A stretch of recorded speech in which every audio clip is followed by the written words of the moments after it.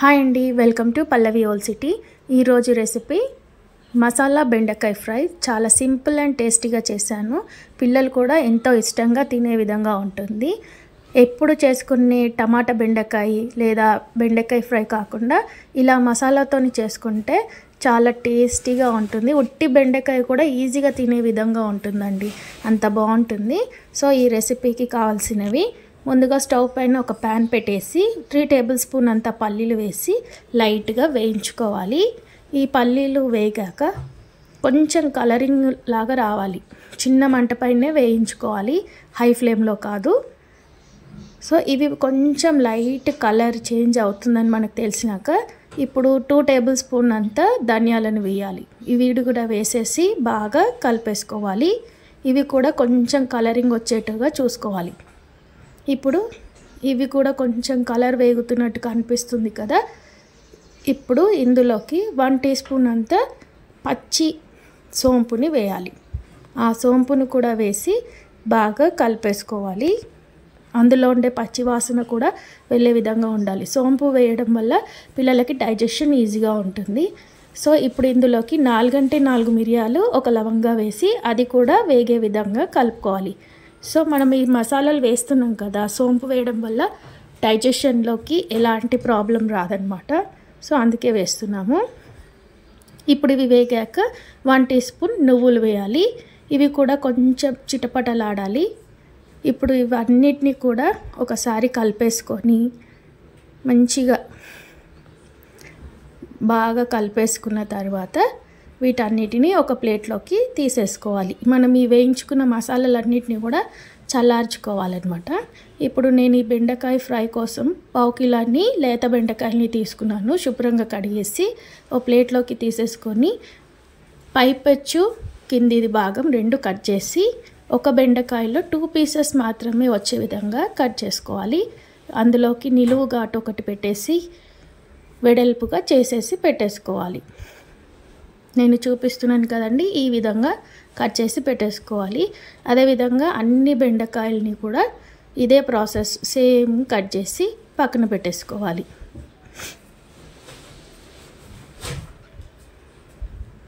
చూసారు కదా, ఇవన్నిటి కూడా ఈ విధంగా కట్ అయిపోయినాయి. ఇప్పుడు ఇందులోకి మనం వేయించుకున్న మసాలాలని ఫిల్ చేద్దాం. సో ఇప్పుడు మనం వేయించుకున్న మసాలా చల్లారింది కదా, వీటిని ఒక మిక్సీ జార్లోకి ట్రాన్స్ఫర్ చేసుకుందాము.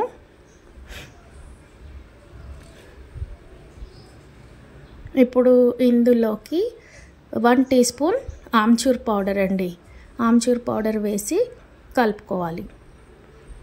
ఎందుకు ఇందులోనే వేస్తున్నామంటే మిక్సీ పట్టేటప్పుడు మనం ఏది వేసినా అన్నీ కలిసిపోతాయి ఈజీగా. మనం చేతితో వేసే కంటే మిక్సీ చేసేటప్పుడు వేస్తే బాగుంటుంది. ఇప్పుడు ఇందులోకి 1.5 టీ స్పూన్ అంత కారం మీ టేస్ట్కి తగ్గంత వేసుకోండి. ఇప్పుడు ఇందులోకి కొంచెం పసుపు, మరీ ఎక్కువ వేయొద్దు, కొద్దిగానే వేసి మిక్సీ పట్టేసుకొని ఒక ప్లేట్లోకి తీసేసుకోవాలి. ఇప్పుడు ఇందులో మీకు టేస్ట్కి తగినంత ఉప్పు వేసి కలిపేసుకోవాలి. ఈ స్టేజ్లోనే ఉప్పు మీకు సరిపడిందా లేదా ఎక్కువ తక్కువ చూసి వేసుకోవాలి. మంచిగా కలుపుకోవాలన్నమాట. ఉప్పు వేసాక చూసారు కదా మసాలా పౌడర్ ఇంత మెత్తగా ఉందో, ఈ విధంగా ఉండాలి. ఇప్పుడు ఇందులోకి ఒక పెద్ద నిమ్మకాయని రసం పిండేసుకోవాలి.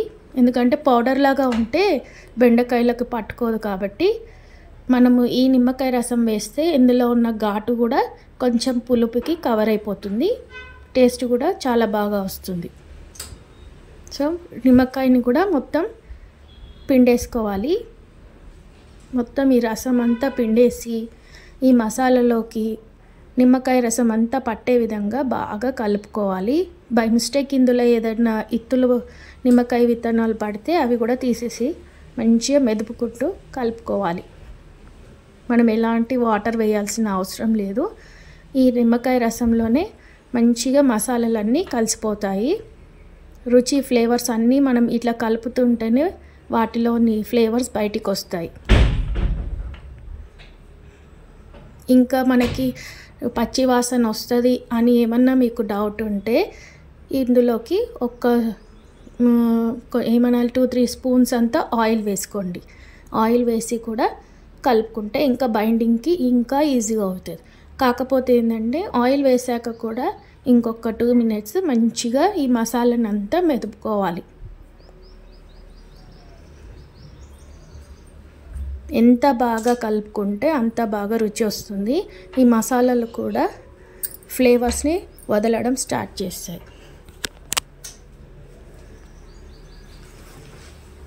చూస్తున్నారు కదా నేను ఎంత బాగా మెదుపుతున్నానో. ఇదే విధంగా మసాలాను మంచిగా మగ్గించి పక్కన పెట్టేసుకొని ఇప్పుడు మనం కట్ చేసి పెట్టుకున్న బెండకాయ లోపలికి ఈ మసాలాను అంతా కూడా ఫిల్ చేయాలి. ఇప్పుడు చూపిస్తున్నాను కదా, ఈ చారికల్ని బెండకాయని వెడల్పుగా చేసి దానిలోకి సరిపడంత మసాలాని పెట్టేసి మంచిగా ఫిల్ చేసి కొంచెం నొక్కి పెట్టి ఒత్తి పక్కన పెట్టుకోవాలి. ఇదే విధంగా అన్ని బెండకాయలకి కూడా మసాలాలన్నీ ఫిల్ చేసేసి నొక్కి పెట్టి పక్కన పెట్టేసుకోవాలి. చాలా సింపుల్ అండి, ఎంతో టేస్టీగా ఉంటుంది. డైజెషన్ కూడా ఈజీగా అవుతుంది. ఇందులో ఉన్న మసాలాతోని హెవీ కాకుండా ఈ సమ్మర్కి మనం వేసిన సోంపు వల్ల డైజెషన్ ప్రాబ్లం అనేది రాదు.